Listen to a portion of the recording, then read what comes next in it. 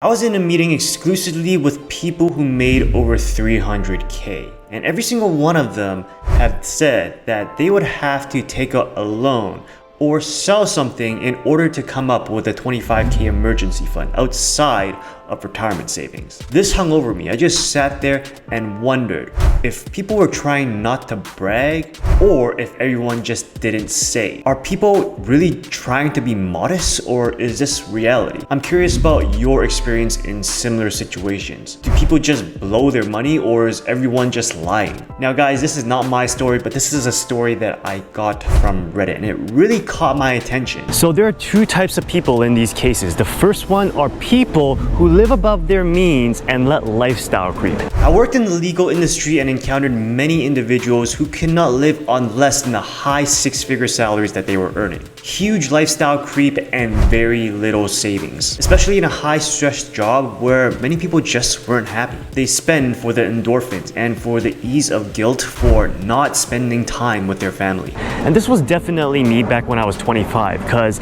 back when I was 25, I got hired by a company who I'm still working for here in the US. And immediately that completely changed my lifestyle because now I was making more money than I ever had made in Canada. And I was making 75K to start off with, right? That's an insane amount of money for a 25-year-old. And then what I thought was that, hey, I'm making all this money now. I can spend $500 every 2 weeks traveling, going to events. So basically, every single month, I was letting out 1K to go have fun, 1K that did not go into my retirement accounts. So on the other side of the coin, there are those people that live below their means and are diligent with their personal finances. Now, there wasn't as much context on this Reddit post as I wish there was, but there was a comment about a guy who was making 550K and he would need to sell equities in order to come up with 25K, saying that he wasn't stupid enough to let 25K lay around and lose 2% of it to inflation every year.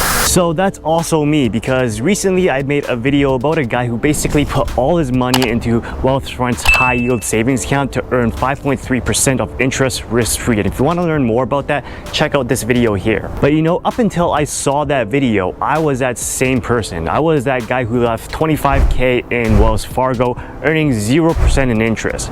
That's not the case anymore. So guys, 25K is a lot of money. That is about a year of rent in a high cost of living area. I know because I currently live in one, and every single month I look at my rent bill. It's $1,863 over here in Fairfax, Virginia. Now I really lucked out because back in 2022 when I was looking for places, I saw this place that I'm living at now. It was only $1,600 per month. So immediately I leased it, but since then they raised my rent by 16.44%. And next year, if they try to raise it by the same percentage again, it's going to be $2,169.95 if my calculations were correct. So at the end of the day, I am getting priced out, which really incentivizes me to move to a lower cost of living area.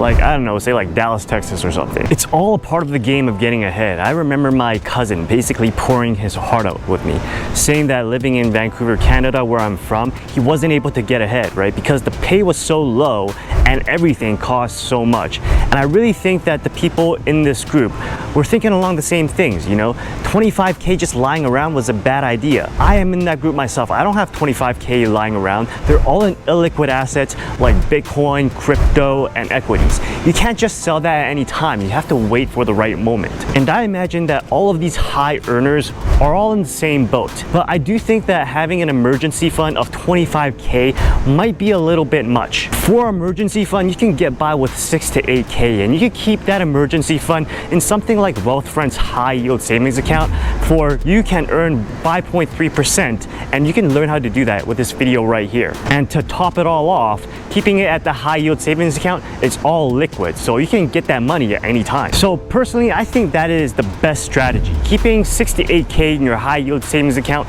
the rest of it is invested in stocks and crypto, but buying that at the biggest dips. And you can find out where to find the biggest dips with this video that I made right here.